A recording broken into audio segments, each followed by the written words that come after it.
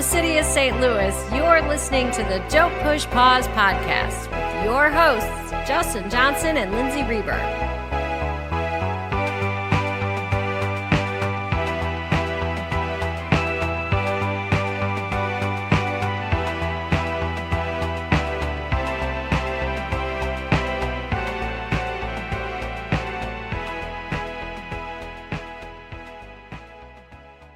Welcome to the podcast. Welcome back, everybody.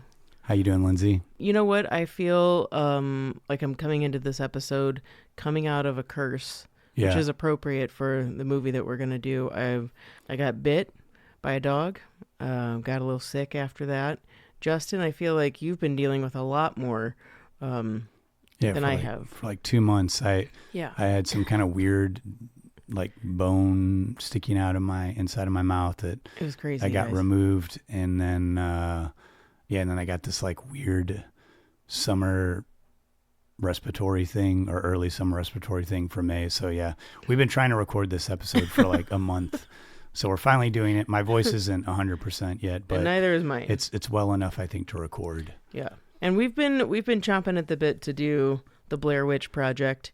And I'm glad that we're finally at least battling the curse, and here we are. Yeah, and this was your suggestion, and you've suggested this movie for several years, and for whatever reason, it seemed very appropriate right at this time. And it's a good, I think, the Blair Witch was like a summer movie phenomenon. Yeah. In 1999, and I wanted to start by just asking what your relationship to this movie is. Did you see this in theaters during the mass hysteria, or was this something that you watched later on when it hit video cassette? I was just shy of turning 17 when this came out. I was sucked into the marketing campaign that we'll get into months before this movie came out. I don't remember initially. I feel like it must have been a TV ad or something that came out that was like, these people are missing, and be like BlairWitchProject.com. And I was sucked into the website that was the original marketing campaign that these three people were missing, and that there were these, like, the missing persons posters were like distributed as if this was a real thing. I was sucked into it. So by the time the movie came out, I saw it opening night. I remember feeling like a little freaked out because I'm like, should we be watching this? Like, I was sucked in. I thought it was real. I was skeptical, but there wasn't anything to the contrary telling me that it was fake. There was something within me that's like, this can't be real, but like, everyone's talking about it like it's real. Justin, what about you? How old were you when this came out? So I was 22 when this movie came out. Okay. I was also in film school. I was roughly the same age as the filmmakers in this movie. And I was also a projectionist at a movie theater, and I was also really tuned into indie film at the time. Like, I got Indie Filmmaker magazine. I had went to Sundance just to check out the festival in 1997, like 2 years prior to when Blair Witch played. So I had heard about this movie, like, it was a big hit at Sundance and all this stuff. We got the movie film canisters. Like, I had to build the movie up, build the reels up and screen it before, make sure everything was fine. And I had, a couple other film students came and we watched it, and we just absolutely hated it. It was, is that right? A lot of it had to do with the fact that, it's like, they're doing 16 millimeter, like you wouldn't be able to see anything. And like, just watching it, like, this isn't real. I didn't have cable or anything, so I didn't know this Curse of Blair Witch happened that everyone had seen, I guess. Oh, I did see that. I forgot to say that I did see that. So I was not aware of that. So I show up to work the night that we're opening Blair Witch. This theater had 2 little screens. It was a 3-screen. And it had one large, gigantic theater. And I worked at that theater for like 3 years. We never, other than the re-release of Star Wars when they did the special editions, we had never sold out that theater. I mean, we'd come close, but never like sold it out. And yeah, it was like a Friday, and we didn't really expect Blair Witch to do big business. Like, it just wasn't on our radar, which is why they gave us the movie. Like, it didn't go to the bigger theater in town. And yeah, so I show up, and it was like a 4:30 show or something. And I get to work at 3:45 to open, and there's just a line wrapped around the building all the way out to this like Dairy Queen that was across the street. my God. And immediately, I got into work and I was like we're going to need extra people. All 3 shows for that night sold out.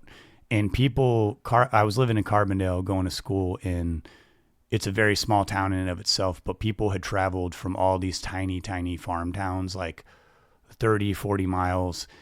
And people were just walking up to the box office like, yeah, I brought my kids, and, we heard that they really kill people on screen, and like, are we going to see real, it's like, no, they're not really killing people on screen, and people, I think there was this huge curiosity it was kind of crazy. It was like, people were like, yeah, am I like going to witness like a snuff film, like in a major studio release? Like, Yeah.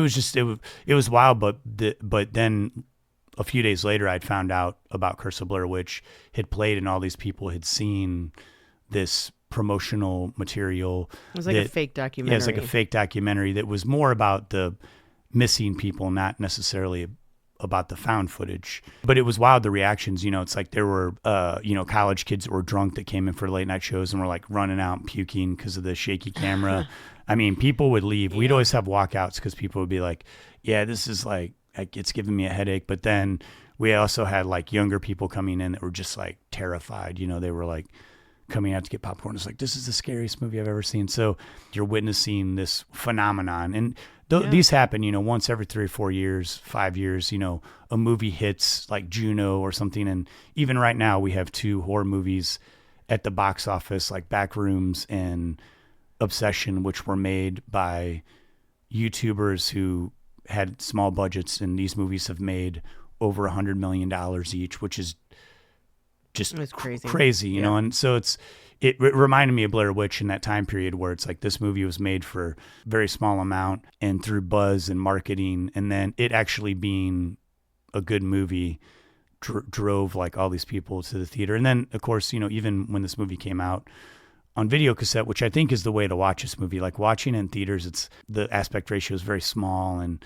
this is a movie I've grown to really like over the years. And when you suggested it, I was like, yeah, I'd kind of put it off, and then I watched it in my basement by myself and with the lights off, on a little TV. And yeah, it's effective. It's effective. I mean, regardless of however you feel about the characters or like the improv or what's going on, and then the story surrounding it, once we started doing a deep dive into everything that went into this movie, is like extremely fascinating. So I'm excited to get into how this movie got made, the filmmakers. To this day, there's still controversy surrounding the actors, and I'm going to let you lead on this one because the extent of the research you did on this episode is like astounding.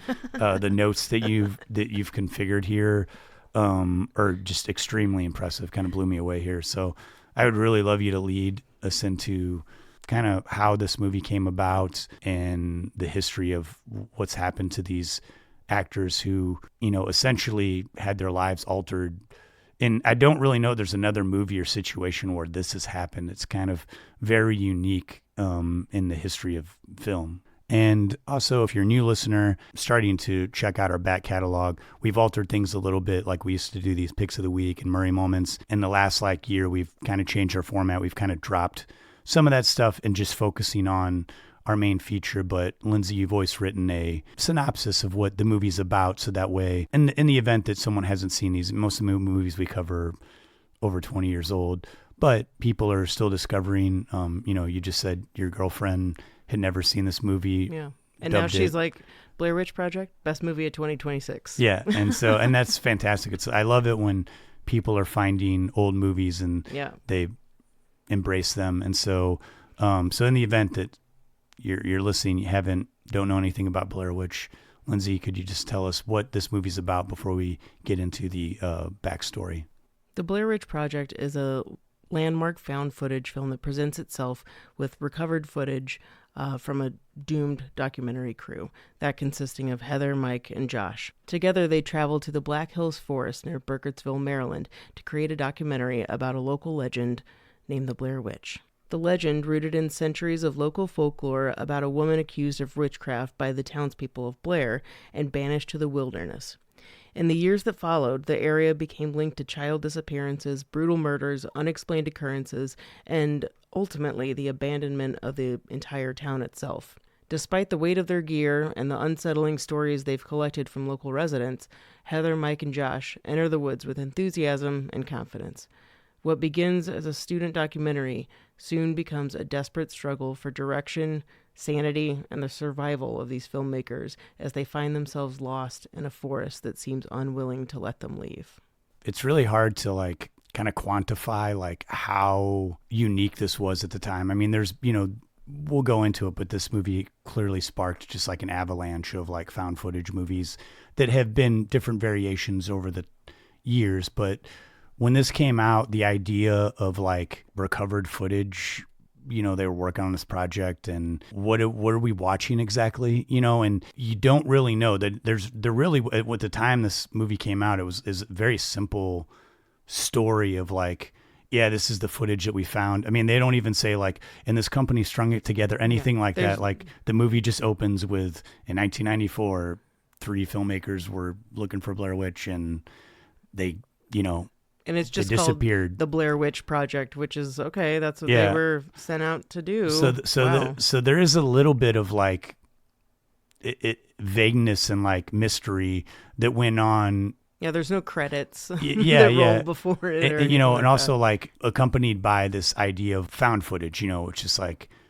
what we're watching is like tapes that someone uncovered from these people that no one knows where they're at anymore. We'll get into that, but just setting up how this movie opens, like you were really given such little information. And the directors of this movie had no idea that it was going to become the phenomenon, obviously, that it has become even today.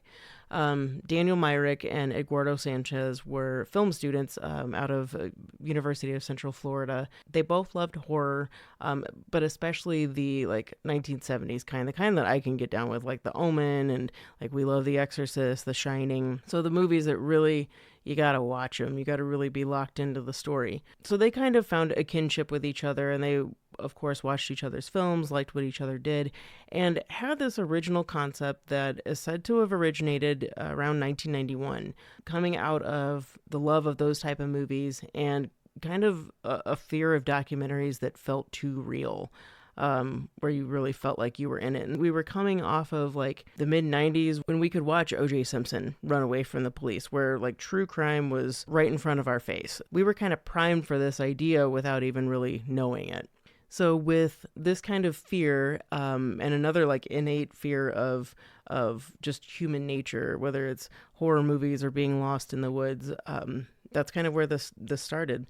The earliest concept just being very simple, that a documentary film crew that disappears into the woods. Of course, also the Blair Witch legend isn't true. So they had to come up with all of this, which by itself is kind of wild that they created such a believable backdrop of a fake legend.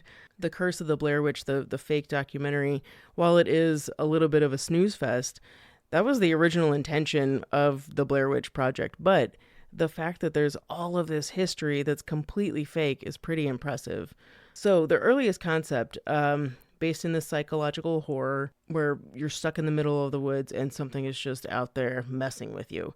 These early influences, paranormal, like paranormal folklore, missing persons cases, movies like I think they identified Deliverance, obviously, Texas Chainsaw Massacre, Southern Comfort, which we've talked about on this podcast too, which is a bit of a survivalist story as well. People throw back to Cannibal Holocaust a lot with this movie too, and that does kind of present itself as it is a documentary crew where, there's clearly some similarities, Yes. and just the documentary crew disappear, something here's happening their footage. to them. Yeah. Very similar. I mean, outline. Like, even just as an aside, Cannibal Holocaust, when I watch that movie, which is not very often, it's never have I thought like, I mean, a few times I'm like, it looks like a movie to me, but it looks like really inappropriate things that are really happening, but in a movie context, and it makes me uncomfortable. I will give that movie a 1-up on Blair Witch, because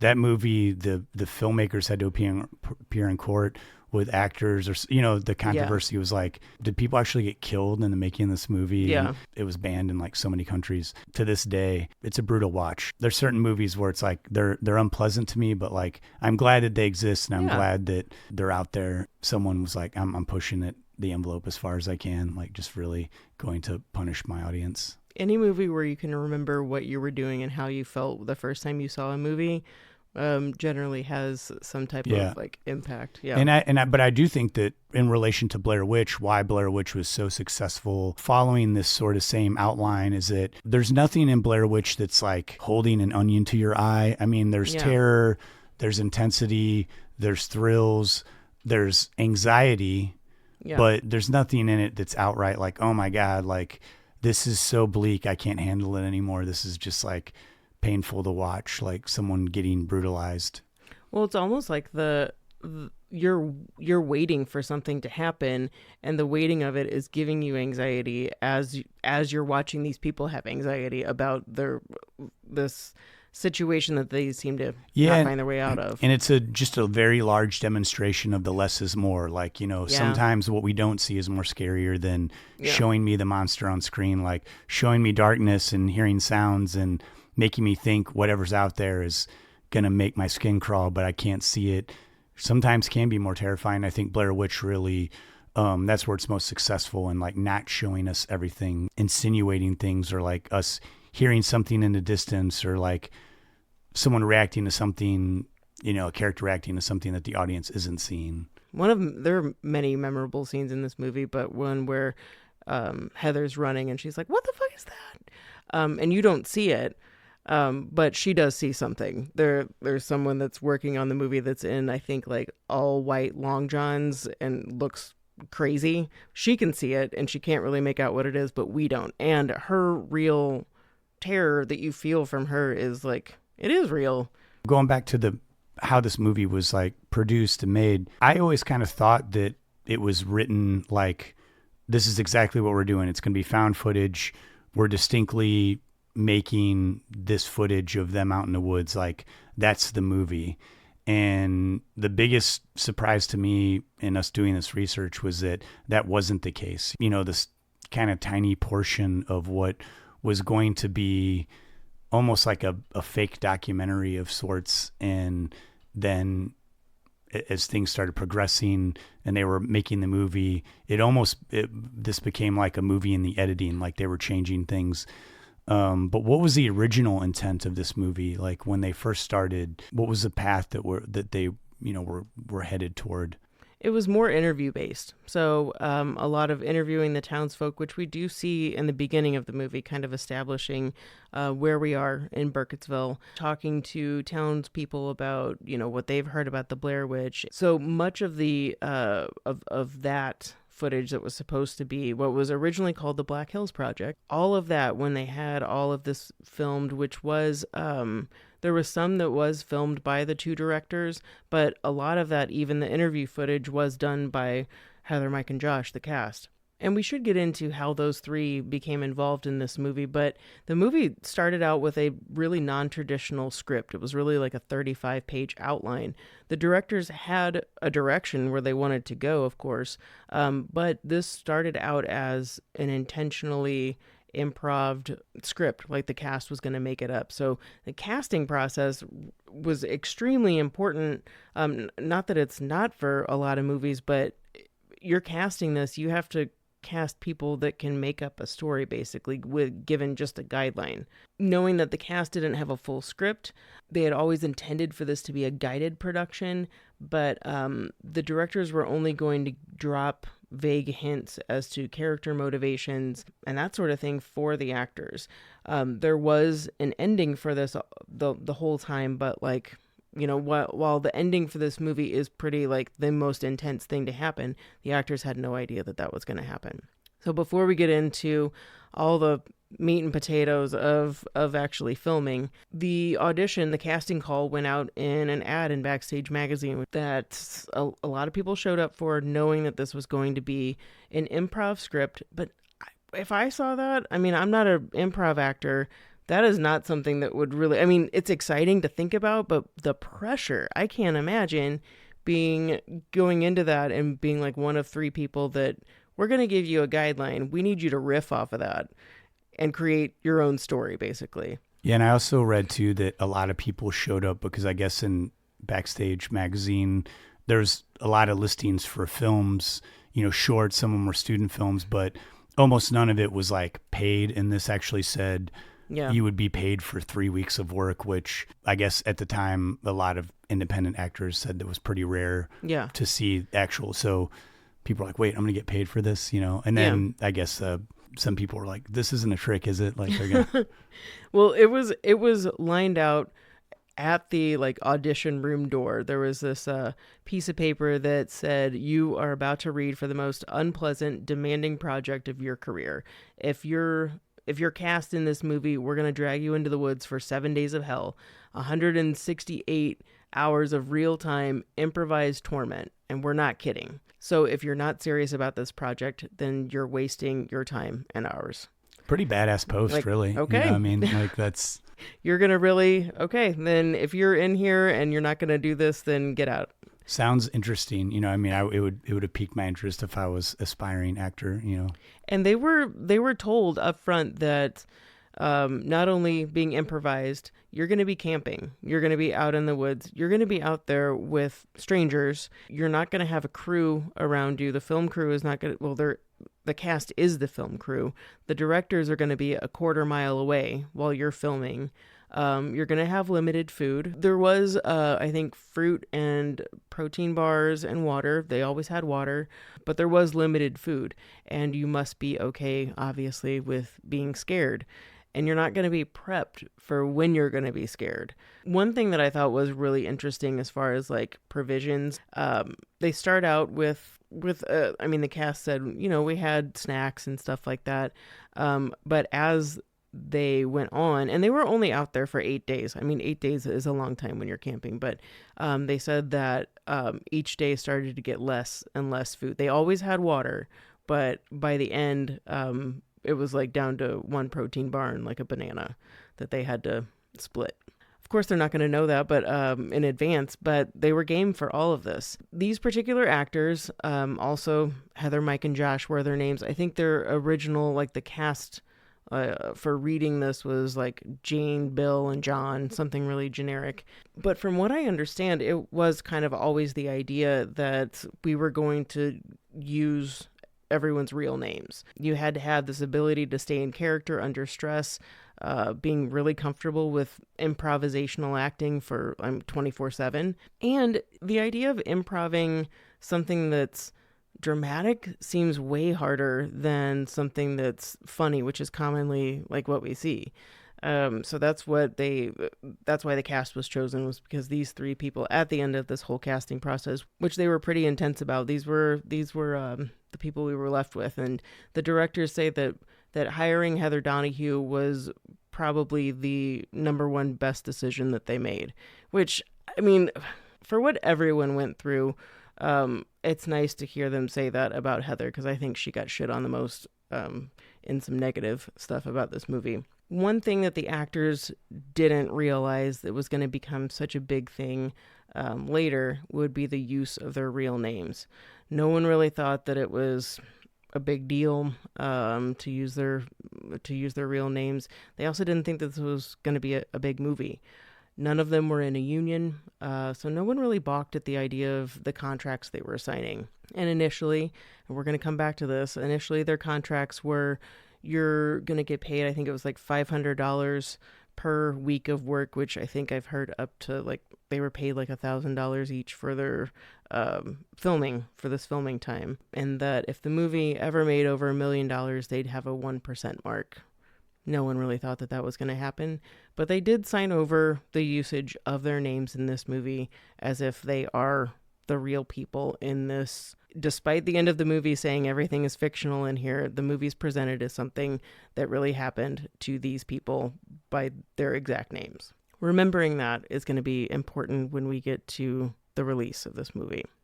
And going into talking about how the actors communicated with each other and with the directors, we already said that the directors were not there. They were a quarter mile away, but there was some communication.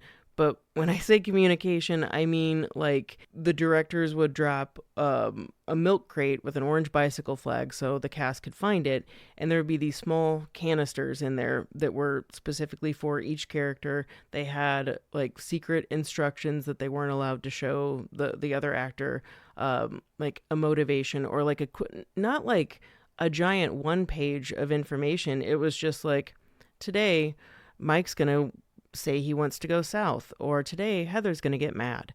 It was something super blanket and generic, and they were given like 3 to 4 cards per day that was supposed to be like, if the directors know where the story's going, kind of, they're giving the cast hints on how to get there, but how they get there is completely up to the cast. So they're dropping these breadcrumbs and basically letting the characters establish their character profiles and personalities to where they are fully situated into these characterization versions of themselves, to where they're comfortable, but it feels more real when they're doing it themselves. And I just can't help but think, you're putting these strangers together that have auditioned together. And granted, like, getting involved in this, they did have to go into like a little bit of film training. They had to learn how to work cameras, and they did like a crash course basically in filmmaking, since they were going to be operating the cameras. But the actors were basically getting to know each other while in character. The idea of being fully immersed in the production was like never fully discussed, but that's what it became, was that and it also became one of the hardest things. I think it was Josh that said that having to always be on was just something that he didn't really think about, how difficult that was going to be, but that's what they had to end up doing. So building this trusting relationship with strangers while being fully immersed in this story and this characterization like version of yourself. They actually had a safe word, which was tacos.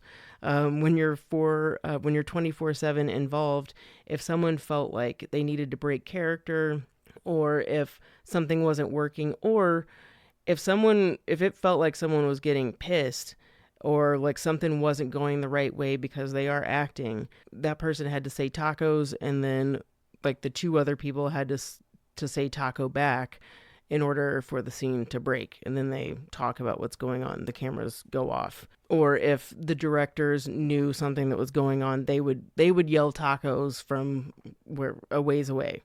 That would be the only thing that would stop filming. It's just crazy to me that even if you're saying, yeah, I'm good going into this completely improv scary movie, I'm good with that. But really, when you're like in that, thinking about, it is overwhelming for me to think about, and to pretend like you're scared the whole time.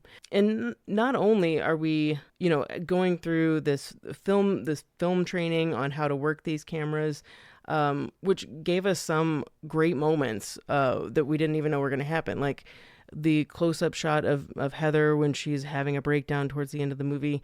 She thought she had her face fully on screen, and that it's like halfway and that close up. She didn't have a camera looking back. She didn't have a monitor to look at, so that was an accident. There's some footage that Josh shoots of an old woman at the beginning that they're interviewing, talking about the Blair Witch, that's like out of focus and soft focus. It's because he had the wrong like measurements on the lens. So, what it gives off is this extra creep factor. Yeah, and I think it's the happy accident too, whereas like, Heather's a filmmaker, and she's a student filmmaker, but she's still, when they're filming the stuff in the beginning, I mean, it's definitely like it would be believable as like this is a student made documentary. It doesn't look terrible. And then when she does that shot where it's like all up in her face, she's no longer filming as a filmmaker. She's filming as someone that's absolutely terrified. So like, to me, it would have ruined the movie if they were like, hey, let's get this framed up really nice. Yeah. Like, yeah. You're a filmmaker. This is your character. No, she wouldn't. She's like, this is it. I'm basically like leaving this message to people because I know I'm dying, and I like, it's pretty effective. And yeah. I do remember that being one of the teasers when we were first getting previews at the theater. We got that, and it was, I think, the main teaser was just that whole monologue or whatever, or like half of it or something. It looks like someone who's like absolutely terrified, like they're on a plane that's about to go down and they're like leaving a final message to their family. Like it feels like that. It feels very, very real, very effective. It really does. And with that just being improv, Heather was also responsible for the written pieces that we see at the beginning, where she's the documentarian, and they're filming what would be about the Blair Witch, like where she talks about Coffin Rock and like just everything that was happening, or the legend of the Blair Witch. Heather wrote that. The directors didn't write that. I guess to me, it is very important to impress upon anyone who has seen this movie or going into this knowing how much influence the cast had over this film. I'm not disparaging the directors. Obviously, this is like their brainchild, but their casting of this was incredibly important. One, watching anything that's improv, and I'm not talking about like Christopher Guest. They are professional improv actors, and not to say that these guys weren't, but we have to believe these guys in a dramatic setting, which can come off cheesy as all hell if it's not right. And that we have Heather on camera being the documentarian, and then being the very self-possessed woman in charge, and then, slowly realizing that she doesn't have control of anything, that no one has control of anything, and then the ultimate breakdown of everyone. Just the fact that the cast were the ones that created these like arcs and feelings. Everybody kind of switches emotions, where we're fighting one second and then we realize that we're actually helping the other person or needing to help the other person. It is just wild to me that this story was created in essence by the cast. The directors did make sure that they had, GPS coordinates of the cast, but they did keep themselves isolated until the night scenes where the cast is fully asleep in their tents, and the directors come out of nowhere, and they're the ones that are wrestling with the tent and making baby noises out in the distance. That's the directors messing with the cast, but they had no idea when that was going to happen. And not everything is completely by chance. Like when Heather and Mike run out of the tent at one point when they're being attacked in the middle of the night, they knew that the way that the tent was facing, that's where they're supposed to run. They just keep running forward, and they're going to get to their next marker where the directors have planned them to land. So while it does seem like everything is loosey-goosey, there is a general framework. There has to be, or else you're going to have a lot more footage that is going to be on the cutting room floor. And the directors too were also reviewing footage in the evenings of what the actors shot during the day. So they kind of got a sense of like what was said in the improvisations, so they were, not that it was like shaping the story each day, but in some ways it was, like they would change some things based upon like what they watched of all the footage of each day that was filmed. In that sense, I think giving these actors the credit they deserve, because even though there was some guidance from the directors, they're shooting it and coming up with the dialogue. It's such a huge portion of the movie. It's what makes the movie work. And like you say, things that change after they watch the dailies of what the cast filmed the day before. One of the biggest things was that instead of Josh disappearing, it was supposed to be Mike. They had intended for him to be the first one that disappears, but that was changed based on their dailies, based on Heather and Josh like butting heads, that this tension that had been created had built and then exploded, then kind of semi-resolved, that it was right after that Josh disappears. And it kind of feels like we have the rug pulled out from underneath us. And I'm fairly certain that Josh didn't know he was going to be, no one knew who was going to be taken first, or if anyone was going to be taken, but Josh was definitely surprised when they pulled him out in the middle of the night out of the tent. And it was kind of a game time decision. And I just don't think that the directors realized how much of an emotional shift that was going to create in the film, just having Heather and Mike left. And it really does. I feel like that's the turning point where it goes from, I'm no longer watching a movie about people bickering because they're lost, and now we're going into sheer Terror, which these guys mentioned Texas Chainsaw Massacre as an influence of directors.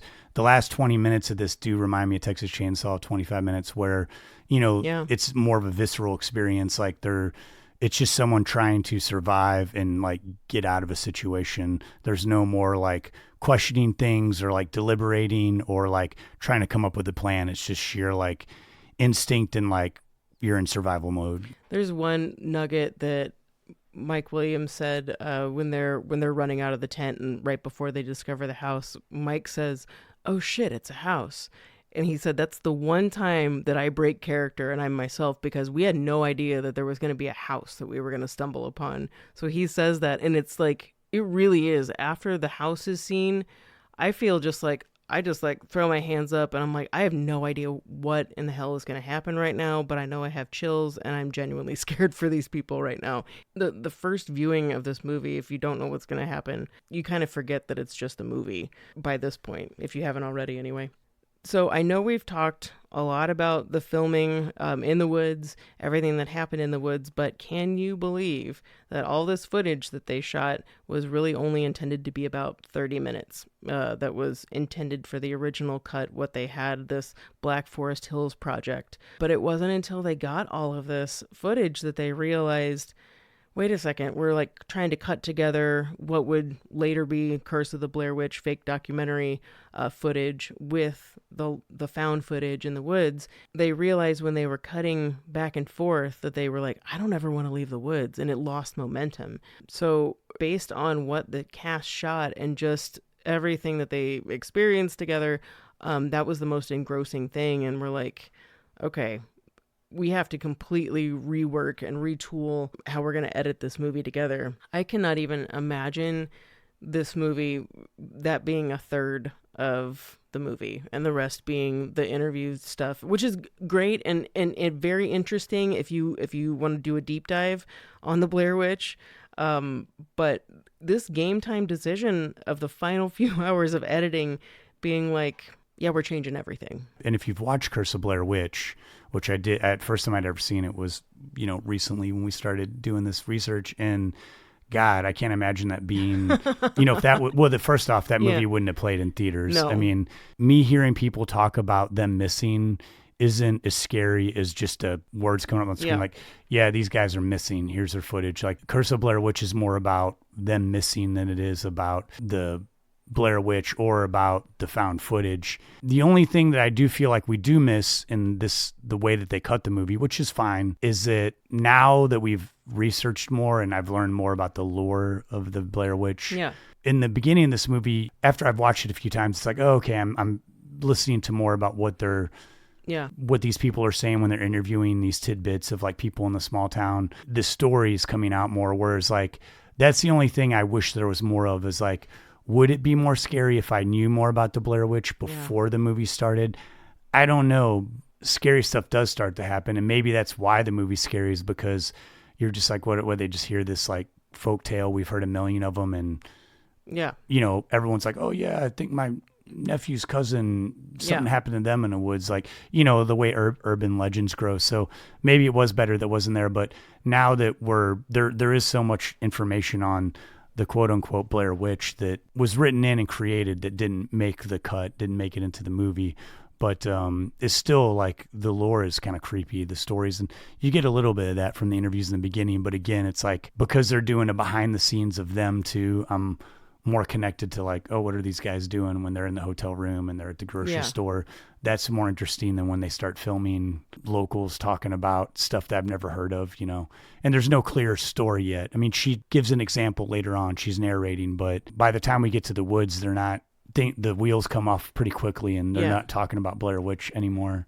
And with the interviews that kind of establish us in the beginning, I found that on another rewatch, paying attention to that and then watching the rest of the movie, especially towards the ending, you see a lot more when you're paying attention to the things that the townspeople are saying. And about those townspeople, the actors were interviewing randos. There were some planted actors, but then there were some people that actually lived in the town and knew what was going on. The actors, like Heather, Mike, and Josh, had no idea who they were going to come across and what they were going to say. Yeah. There were a couple people that were given like a sheet of information to like, say or go off of. But even like a lot of those interviews seem legit to me, seem like real people. There was one, and I have not had this confirmed, but there is one moment, production designer that had this in their brain. But if they didn't know the end of the movie, I don't know how this would be. But if when Heather and Josh are picking up Mike at his house, like right in the beginning, Mike has his back to them as he's like shutting his door to his house, and there's a skeleton because it's around Halloween. There's a skeleton in the corner of like his house, and it's like turned around with its back to us. And I've never noticed that before, and I'm only noticing it because I've seen the movie. I'm like, oh, that's how Mike's gonna die, is a guy looking at a corner, and we're seeing him right next to that. Probably an accident, but still one of those things. And yeah, I don't think I even caught that the first time I saw I've the never movie. caught it before this last time. So just to backtrack a little bit for the timeline here. So it was in 1997 is when they shot the majority of the Blair Witch. They had a cut by 1998. In 1998 is when the filmmakers sort of had the idea of, what if we promoted this as like, these people are dead, this is found footage, we're not pretending that this is like a fake movie. I think a lot of people, they don't give the filmmakers credit for the early marketing of this movie. It was sort of like picked up from the studio after Sundance. Like the movie played to like a lot of buzz at Sundance in January 1999 and gets bought. But 1998 is when the marketing started for, it started with a website, and I'll turn this over to you with this information, but like just to frame 1998, it was a time when most people are still on dial-up. The internet was still kind of the Wild West. Like you just kind of, if something was on the internet, it seemed real. But it all started with this website that the filmmakers decided to put up to start creating not just the lure of Blair Witch, but the lure of, hey, this happened, these filmmakers disappeared. Yeah, 1998, I was deep into like X-Files chat rooms. I was on the internet all the time. So I was probably like primary target for something like BlairWitch.com launching. It did launch, I think it was, I don't know what month, but mid-1998, so well before the Sundance premiere in January of 99. But it was launched by the filmmakers, Haxan Films, Myrick and Sanchez. They came up with this guerrilla marketing campaign, basically, of creating the Blair Witch mythology, fictional police reports, the infamous, missing persons, and all three, Heather, Josh, and Mike, on this poster that they would actually later distribute to towns where this movie was premiering. It's just crazy. Newspaper articles, interviews, and just lore about all of this Blair Witch legend, as well as these missing filmmakers.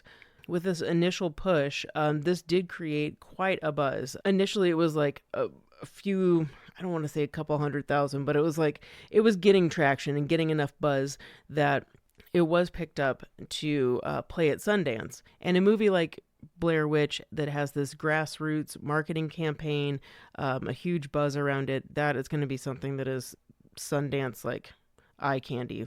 People are going to be going for that. And it was picked up by Artisan Films for just a little over $1 million, and on a $60,000 budget. Doesn't sound so bad. Artisan I don't know if they took down the website, or I think it had to have been, because it was relaunched again through Artisan to create a further buzz, build up a lot more of fiction behind this true story, and would garner like 100,000 to like 20 million views before the movie actually premiered to a nationwide audience in July of 1999. So with Artisan picking up in January, the website to relaunch later, the movie was pretty much like it had originally been like a 2.5-hour cut that I think the director showed a test screening audience in Florida. I think there were 2 test screenings, but 2.5-hour cut of Blair Witch, I would be kind of interested to see that. But they did whittle it down to what we have now, which is just right over, I think, an hour and a half. And when Artisan picked it up, The only thing that I heard that they said that they wanted to be different was that they wanted a better payoff at the ending. So this scene that we've been talking about that so like grips you at the end where, you have Heather's disjointed filming with the audio recording from Mike's camera, who is presumably disappeared into the basement and is revealed to be standing in the corner. Artisan was like, yeah, we don't like that ending. It needs to be something different. So this was one of the only things that they did have to reshoot. And it was just 4 different endings, but of the same kind of thing. So everyone knows, I mean, how many times has it been parodied of Mike standing in a corner? But instead of Mike standing in a corner, it was Mike standing facing Heather. One of him hanging by a noose, it was pretty, these endings are out there. So if you want to go look them up, you can.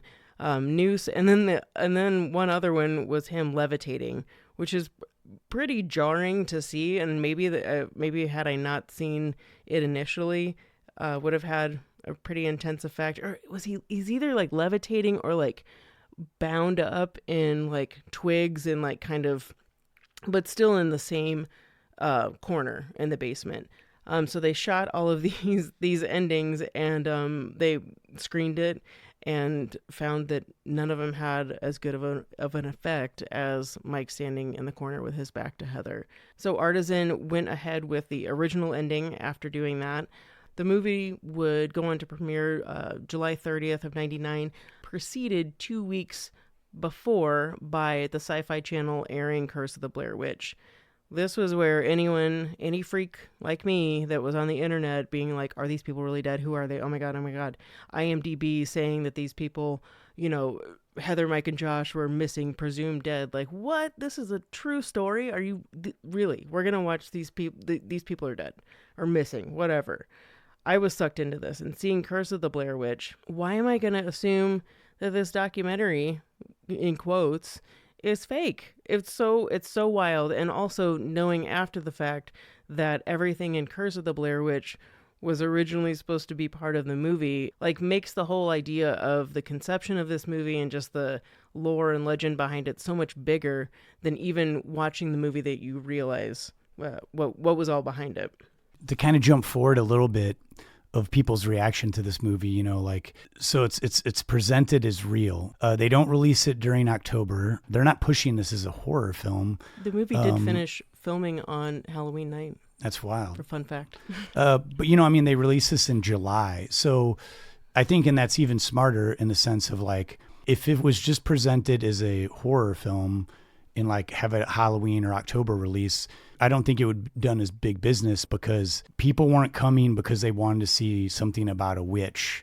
They were coming because they wanted to see some footage of someone that might have gotten killed. I mean, the bottom line is like, I think a majority of people that were upset, you were upset that you didn't witness like a real, like someone dying on camera. Essentially the thing that nobody wanted to talk about. I didn't think I was going to watch a murder on screen. I never thought that. Not a murder, but like they didn't find these people. I mean, they're pronounced dead. Yeah. There is the presumed dead, but there's this idea that you're going to see something possibly messed up that they're not talking about. I mean, it messed up enough that all this huge buzz is being created. Also, too, that we're in a time period where this movie comes out, people are talking about it, it creates a buzz, but people, again, we're still in the early parts of the internet, so it's not getting spoiled that people are like, oh yeah, this is totally fake. This was a marketing campaign. It wasn't like an overnight, like, okay, we're mad, this is messed up. I mean, I think there were still some people that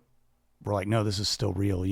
I don't think everyone that walked out of the movie was like, this is fake. And the only thing that I can think of that would be anywhere close to this would have been like Orson Welles and War of the Worlds in like the late 30s.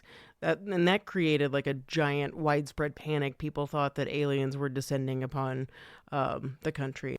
So Blair Witch, in case any listeners don't know, it was like a massive success. Like, phenomenon. It made $250 million at the box office. There's different reports on what the budget of this movie was. Like, I think initially under $100,000. Certainly money was spent on marketing once it was bought by a studio. The movie was purchased for $1 million from Artisan Entertainment at Sundance. And then I don't know how much money they put into marketing. Probably by today's standards was pretty tiny. And we should mention before we get into the controversy of Blair Witch. Remind you what their contract said. The contract said for the actors that they were technically dead. If they got an opportunity to act in something, they couldn't. And it kind of sucks because Blair Witch, I think it was more successful than anybody could have imagined, like the studio, the filmmakers, the actors. And so to basically have this movie come out that everybody's seen and you're supposed to be dead in real life, people think you're dead, that's got to suck for your career. Here's where the controversy of Blair Witch starts. So the movie is this phenomenon because it made so much money. Anytime, and we've read this time and time again when we're doing these episodes, you find out like a movie that they didn't think would make as much money makes like quadruple the amount, and people start coming out of the woodworks. They want a piece of it, or the studio's trying to hide how much money they're actually making. The big story in every article is like, this movie made $250 million. It was made for $60,000. So of course, naturally, everybody's like, well, wait a minute, this movie's making so much money. And the actors had a much bigger, they, as we've said, they helped shape the movie. They were a bigger part of this, and I think even the filmmakers originally imagined would be the case. And because of the stuff that they shot and what they contributed, it made the movie what it is. And they naturally felt like they were wronged. Also, on top of the fact that they have this basically like a gag order saying, yeah, you can't even do interviews to promote the movie until an X amount of time, once we've made X amount of dollars, or it's done, its theatrical run. Then we can tell everybody like, okay, it's fake. That was exactly what Heather Donahue said. She was asked like, okay, so when was it okay for you guys to come out and say that, no, JK, we're alive? She said when the box office started going down. And she's like, and then you have the back end of that of people coming back to see it or seeing it again or whatever for the first time because we are alive. And all three of these guys, Heather, Mike, and Josh, really talk about how it was difficult and weird to have people sending your family sympathy cards because they were dead. And people see them in the streets, right? This movie's huge. See them out. Yes, they're not doing interviews or doing promotion, public appearances or anything, but they still like live lives. And people were coming up to them and pissed that they were alive and confronting them and like being mad that they were robbed of their death or something. It's just... Well, and it's funny because I do remember there being a backlash to this movie of like people feeling duped. Yeah, I got duped, and I'm part of the reason why this movie made all this money. They tricked me. And there were certainly people. When this movie came out, I didn't like it. I saw it for free because I worked at the theater. But like, if I bought into the hype and I found out, you'd be upset. But we see this time and time again. Movies are hyped all the time. I've gone into many a movie, even in the last 10 years, where there's this huge hype, and we as a society love to ride the wave of, that you, especially I think when you're younger, if everybody's talking about something, you're like, well, I haven't seen Blair Witch. You're like, have you not seen it? Like, you're not a part of culturally what's happening. And so I think this is it's just one of those magical moments in pop culture where something hits, everybody talks about it, and then they immediately forget about it. That's not necessarily the case with Blair Witch. We're still talking about it nearly 30 years later. But the fallout that the filmmakers and the actors had was pretty drastic, I think. The filmmakers, they have a hit film at Sundance. They got a movie that makes $250 million at the box office. They said they were having a hard time finding jobs because they couldn't prove to studios, hey, we can make a movie. But with the marketing and everything, a lot of people thought like, well, it's not really a movie. You didn't really make a movie. Like, can you make a normal movie with a $5 million budget, which is usually a lot of directors coming out of Sundance at a hit movie.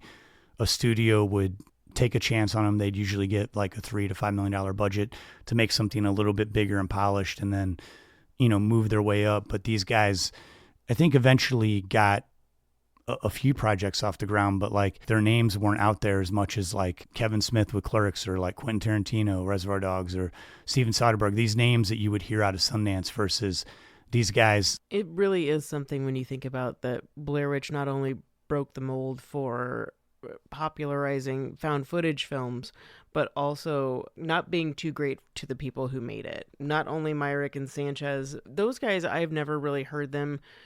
They've never been like, I regret anything about this. I'm happy, like what happened. It gave us a career. It gave us, it gave us a career, and they were able to get a start there.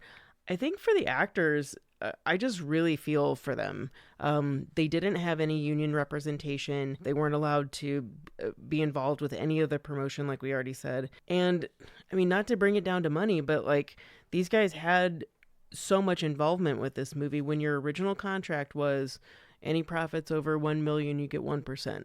And like I said in the beginning, nobody thought that that was going to happen. Well, the problem with using your real names as the real people in this movie is that you can't profit off of anything made in your name. So you're not going to get any residuals from this. The compensation that they got was what they got for filming those days. It wasn't anything on the back end. And I still see in comments today, like, because there's been a lot of press with the actors. You know, they've been in legalities with this for like years. And not only that, but I mean, with sequels and using their names in there, and using Heather's voice. And that's the thing, is just like, you could say like, oh yeah, you should have read your contract, but it's like in the contract it said we were going to get this later on. They find out like, oh, but it's null and void if you're the real people. But it's like the people like wanting you to sign this contract are the same people that are pushing you using your real name. So, I do feel like they were duped, and I feel like because the movie was so successful, would it have killed the studio to be like, listen, let's give you some extra money? I mean, and they did eventually. I think after like fighting, they got a little bit of money, but nothing compared to like would have been 1% of $250 million. Reportedly, and I heard this from cast and other sources, that when the movie reached 100 million, they got fruit baskets. Artisans sent them fruit baskets. Which, man, isn't that just like a slap in the face? That's like a pizza party instead of a raise. That's just so wild. And I mean, after this, there was a really quick turnaround of a sequel of Book of Shadows, Blair Witch 2. That was made without any consideration for, really anyone that was involved. There was a $300,000 settlement that was reached after some of their footage was used in the sequel and without permission. And that was reached like 3 years after it was initially filed. By this time, Haxan Films had definitely made some money off of it, but still not the actors. They weren't getting residuals. Justin, you and I have talked about this, about how the perception of Heather in this movie, I remember it. I remember it being called the Blair Bitch Files or something like, something that was disparaging towards the only woman that was involved, because she is a strong character. She's also a very stereotypical filmmaker. And if you look at it, taking out any gender, she's exactly that. But I think that she got a lot of the like emotional backlash. But everyone, they never received any retroactive payments or ongoing payments. It was really just what they made during filming. There was one lawsuit they won because of the 2016 sequel that Lionsgate, despite previous lawsuits saying that they couldn't use their names, Lionsgate went ahead and did that, just whatever. So they had to file another lawsuit against them saying, stop using our identities. And Heather specifically, because her name is said in the 2016 sequel because it's her supposed little brother that's looking for her out in the woods. There was that lawsuit, and then there's she had to file another lawsuit because she doesn't have any control over her voice, her name, anything like that. So there have been multiple lawsuits to just try to get some type of, hey, stop.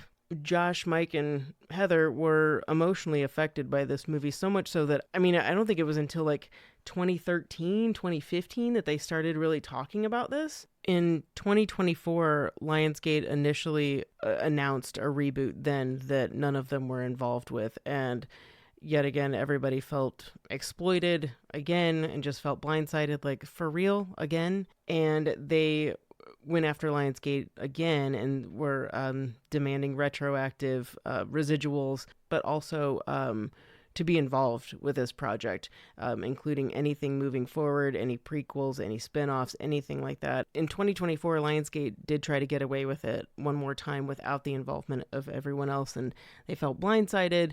Like they were being exploited all over again. And this time, instead of it originally was just like Heather being like the biggest voice for actors' rights. Josh jumped on board, and then Mike did too. Those guys will talk about it, just saying that it was really painful to even like think about what they went through, and they were trying to just remember it as a good time, but like it really was, they did feel exploited. But the trio publicly demanded that they have retroactive and future SAG-AFTRA residuals for their roles, their involvement, any future Blair Witch movies, products, anything like that they had some involvement with it, and that there should be a $60,000 annual grant for aspiring genre filmmakers.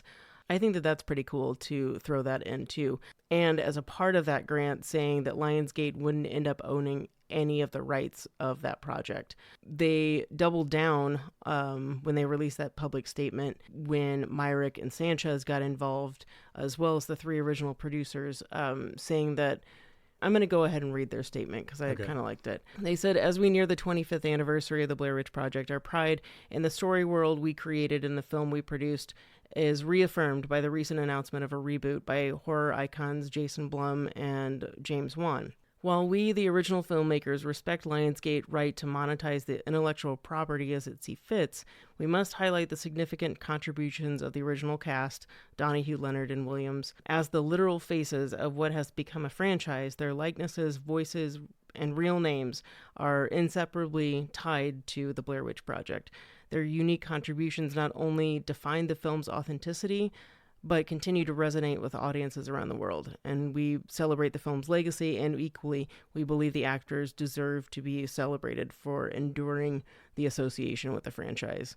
And I think that last sentence, for enduring their association with the franchise, says they're proud of it, but like they have been affected by this for more than half of their lives. So I thought that was pretty cool for like basically the whole group kind of banding together and having each other's backs. So, I mean, what this did was it sparked a broader call for actors' rights and brought awareness to studio marketing techniques and how to really pay attention to what you're signing, and underscored the lack of protections that non-union actors had in high-profit indie films like the Blair Witch Project, and also showed and brought to light how franchise branding can exploit actors and not give them fair compensation. And I think like the Blair Witch crew also became part of like the broader Hollywood strike. Their struggle with this movie kind of highlights how like it mirrored the broader experience in Hollywood and the labor issues that were faced or being faced for unions and non-union members. So I think if anything, not only becoming part of like continuing to stay vigilant about like, we were part of this, either stop doing it, stop making money off of us, or get us involved. And then also bringing that to the forefront and making it a broader topic and shedding more light on it or being loud about it. I think that's really cool. And again, too, it's just like as a studio, it's crazy to me that you wouldn't want the faces of your movie happy, for like your franchise. I mean, even, when it comes down to like putting out a Blu-ray, or all the different media, every time something gets upgraded, like, oh, we're going to do a 4K Blair Witch, we're going to do this, having them be a part of it and having them do commentaries and stuff. It's like, they're the ones that are going to be promoting your IP, for the next ever so many years. And also too, like, why wouldn't you want these three out there like hyping this next movie or like getting behind it in some way, shape, or form? In Blair Witch, it's just like you have this, you look at 25 years of just like conflict and unhappiness. Just to put a little topper on how much this impacted the cast, Heather changed her name legally in 2020 because of the association with this and like what it had done to her life and how it had impacted her. So just to really stress, like, it's not like these guys they're very warranted. Everybody, the filmmakers and the actors. Justin, we're kind of coming to a close, right?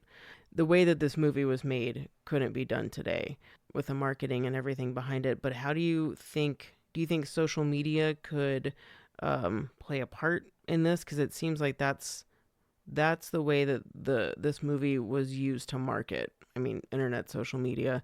Was it just like this was the last time we could ever dupe an audience like this, or do you ever think it could be done again? I mean, certainly not with Blair Witch. I mean, sure. But now we have a history of this, so I don't know that it could ever be done again. Not to say that there's a lot of, video in the world of in the last 5 years where there's a lot of conspiracies. Like, is this real? Is this? So, I mean, that's the AI thing. So potentially, but I think that it would have to be really come from a place of total obscurity and made in a way that's like an actual event that took place, live somewhere. And, in the debate of whether or not it was real was the marketing, you hear the term rage baiting, people make the videos just to get people upset. That's the only, so that they click. And that's not fun. That's probably not going to be something very good. People are so quick to anytime a video comes out, they'll find does this person work here? Did they have this, the sleuths, the internet sleuths. Wet blankets, you mean? The But they're just, it's, I don't know. I think it would have to be from, again, total obscurity. It couldn't be a found footage. It'd have to be something that's almost like this event that happened that's not really even a movie. Now, as far as Blair Witch goes, if I saw there's a new Blair Witch coming out, it's that 2016 when I went and saw it in theaters, it had some scary moments to it, but it clearly wasn't as successful as, it was more successful, I think, than the sequel. No, I think that one actually made more money, but this Blair Witch 2 the direct sequel, yeah. Really? I think the direct sequel made more money than the remake. But in today's day and age, if you have intellectual property, you're going to make more money probably than an original entity.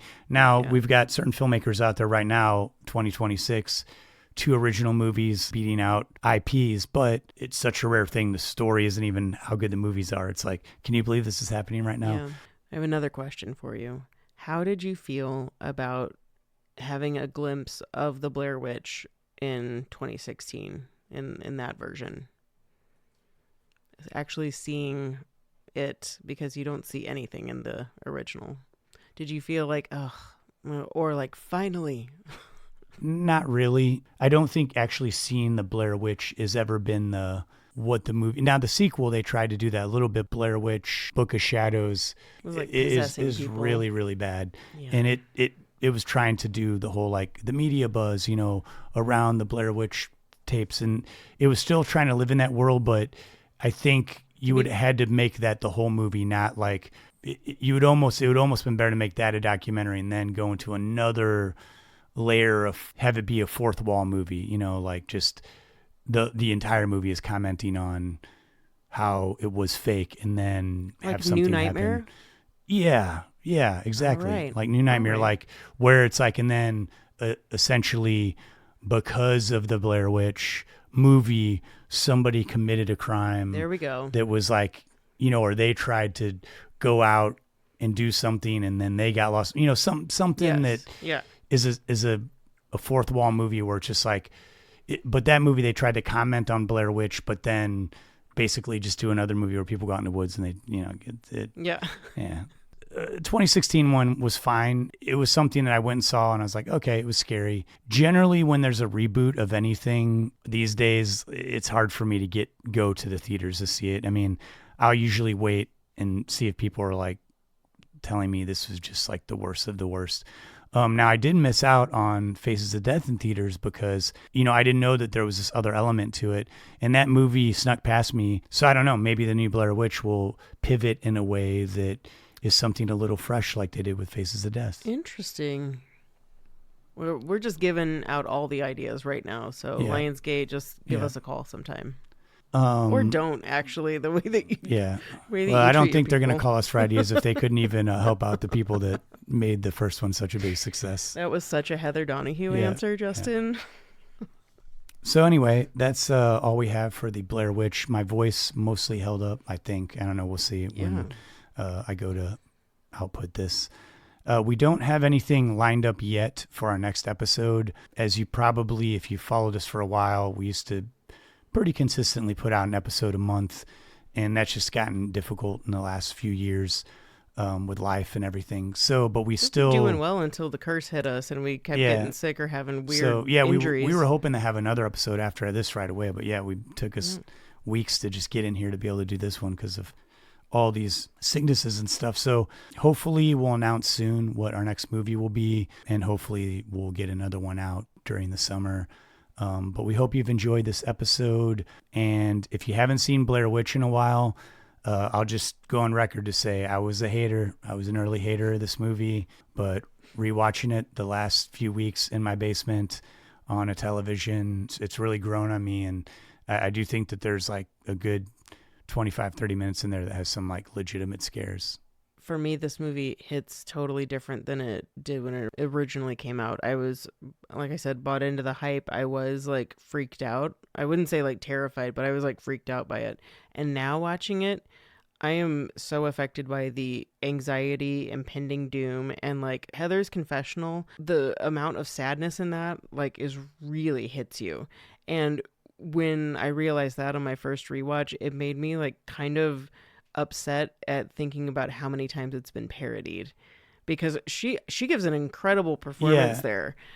And it's just like thinking about it like, man, this was made fun of so many times and it's so impactful. Yeah, I couldn't agree with you more watching that, because I mean, it had been, I would say, probably 25 years since I'd seen Blair Witch. I think I saw it once when it hit video, like first hit video. So it'd been a long time, and rewatching it when that scene hit, it's been parodied so many times, but there's been enough time removed from all the parodies and everything. And so it hits harder. And I think that's why, if you haven't seen the movie in a while, or, it came out and you hated it, give it a look. And I'm not a fan of the found footage genre, but lately I've warmed up to a few of them. That VHS Halloween that Shudder put out, it was kind of scary. It was, pretty good. Some messed up stuff in that one too, but I enjoyed it. So, I also want to say real quick, so everybody knows, Heather, Mike, and Josh, the way that they talk to each other and have interviews together and like panels and stuff, you can really tell that these three like have a bond that they share with like that no one else has. They experience something that can't be fully like quantified, even trying to explain it, and it's really obvious when you see them together. So it's almost like it made it more personal or something to know what they've gone through and then watch how they are together. So if anything, when you go back for the rewatch of this movie, just remember that this is an experience that really did bring people together for as much trauma as that they went through afterwards. Absolutely. Well, until next time, I'm Justin Johnson. And I'm Lindsay Reber. Thanks so much for listening. Thanks, guys.